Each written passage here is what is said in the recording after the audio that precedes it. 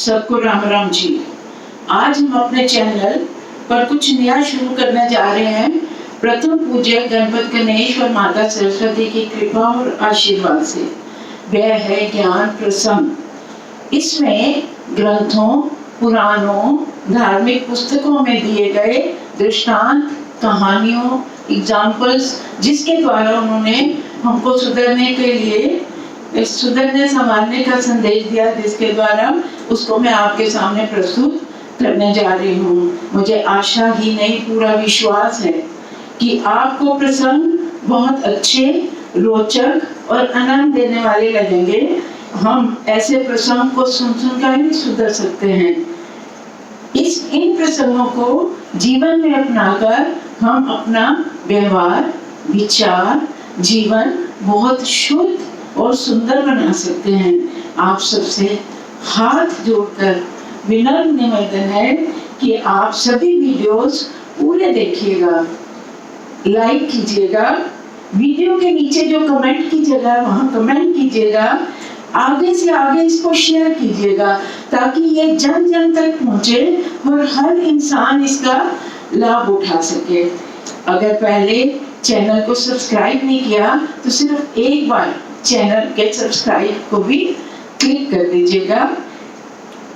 इस छोटे से साधारण से चैनल को प्रभु की बड़ी कृपा और आप लोगों का बड़ा प्यार मिला। मेरे को पूरा विश्वास है कि इस नए प्रयास को भी उसी तरह आप सफल बनाएंगे और सफलता की ऊंचाइयों पर ले जाएंगे, क्योंकि प्रभु कृपा और जनता जनार्दन हर असंभव का आपको संभव कर सकती है। तो चलिए आप शुरू करेंगे हमारे ज्ञान प्रसंग। श्री कृष्ण गोविंद हरे मुरारी, हे नाथ नारायण वासुदेवा। श्री कृष्ण गोविंद हरे मुरारी, हे नाथ नारायण वासुदेवा।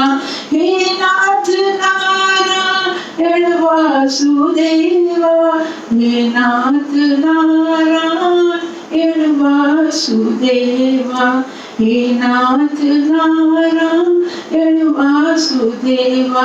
ज्ञान प्रसंग नंबर 1, इसका शीर्षक है मन के भाव।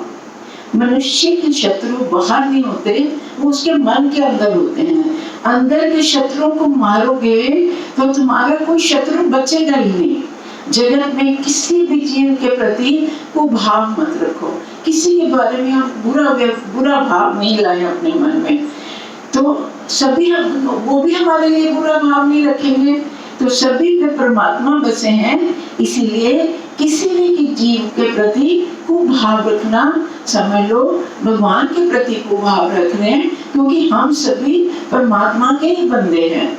मनुष्य में जब स्वार्थ बुद्धि जाग जाती है, हम इंसान हैं, हम बहुत गलतियां करते हैं, लेकिन जब हमारी स्वार्थ बुद्धि जागती है तो हम किसी को भी बड़े से बड़ा नुकसान करने से भी पीछे नहीं हटते, तैयार हो जाते हैं। तुम अगर दूसरों के प्रति कुभाव रखोगे तो उसके मन में भी तुम्हारे लिए कुभाव ही जानेंगे। अब सुनिए एक दृष्टांत। एक राजा होता है और एक नगर सेठ होता है।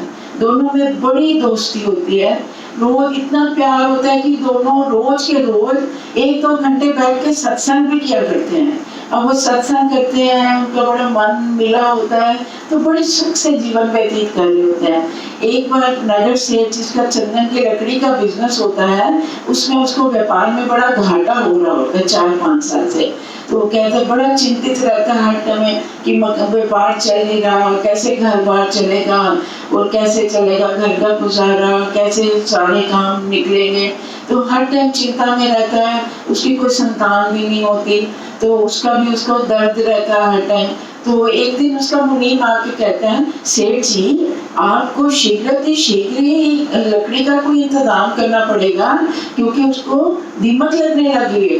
कहते क्या बात कर रहे हैं, लकड़ी को दीमक लगी? हाय हाय, इतनी महंगी लकड़ी है चंदन की और हमारे पास तो इतना उसका माल पड़ा है, ये तो व्यापार का तो भट्ठा बैठ जाएगा, कैसे चलेगा सारा काम।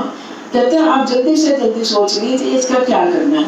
अब वो इतना चिंतित होता है, इतना दुखी होता है कि उसके मन में विचार आता है कि अगर ये राजा मर जाए तो वो उसके दाह संस्कार के लिए चंदन की लकड़ी है, मेरी सारी लग जाएगी, सारी बिक जाएगी और मेरा धंधा भी अच्छा चल पड़ेगा।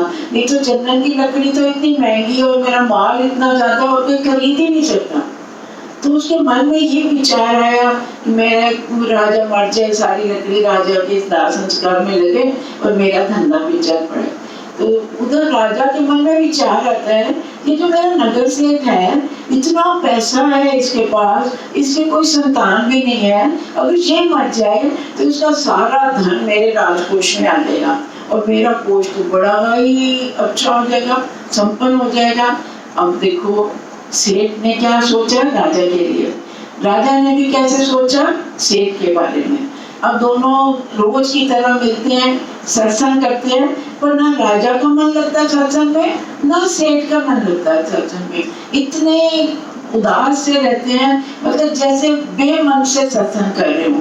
3-4 दिन इसी तरह बीत जाते हैं। आखिर राजा सोचता है मेरे मन में तो कभी किसी के लिए कोई बुरा विचार आया नहीं, ऐसा कैसे हो गया कि मैंने इतना बुरा सोचा इसके नगर सेठ के लिए, वो भी जो मेरा इतना अच्छा दोस्त है।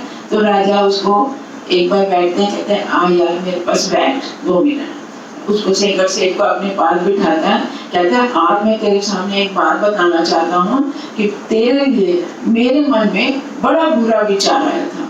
क्या विचार आया था कि अगर नगर सेठ मर जाए, तू मर जाए, तो तेरा सारा धन मेरे राजकोष में आ जाएगा और मेरे कोष में तो बहुत धन हो जाएगा। बता ऐसा ख्याल मेरे मन में आया क्यों, ये तो मेरे को समझ में ही नहीं आ रहा, मैंने तो कभी किसी के लिए बुरा भाव रखा ही नहीं। अब नगर सेठ की नजरें झुक जाती हैं, बहुत शर्मिंदा होता है। वो कहता है राजा मेरा चंदन की लकड़ी का काम है और उसमें बहुत घाटा हो रहा था। जैसे ही मेरे मुनीम ने कहा कि चंदन की लकड़ी को दीमक लगनी शुरू हो गई है, तो मेरे मन में भी ऐसा ही विचार आया कि अगर राजा आप मर जाओ तो आपके दाह संस्कार में मेरी सारी चंदन की लकड़ी लग जाएगी और मेरा धंधा भी चल निकलेगा। तो राजा कह रहे मूर्ख, तूने ऐसा सोचा, किसी के तूने ऐसा भाव रखा तो मेरे मन में भी ऐसा भाव आया।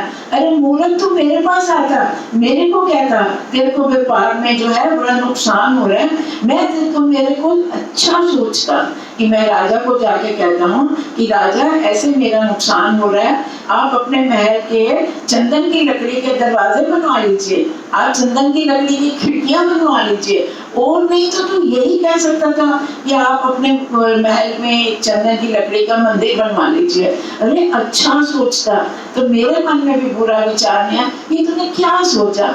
राजा उसको बहुत उल्हाना देता है और कहता है कभी भी किसी के लिए ऐसा बुरा नहीं सोचो। हाँ अब तेरे व्यापार में धंधा, मैं तेरी मदद करूंगा, तू मेरा मित्र है, जैसे तेरी लकड़ी में इतना धंधा चलता है मैं पूरा सहयोग तेरे को करूंगा। दोनों गले मिलते हैं और उनकी दोस्ती पहले के जैसी हो जाती है और दोनों सुखी हो जाते हैं। अब देखिए भाव शुद्धि कहते हैं सबसे बड़ा तप है। किसी के लिए अच्छा भाव रखना सबसे बड़ी तपस्या मानी जाती है। शुद्ध भावना के बिना किया गया सत्कर्म भी काम का नहीं है।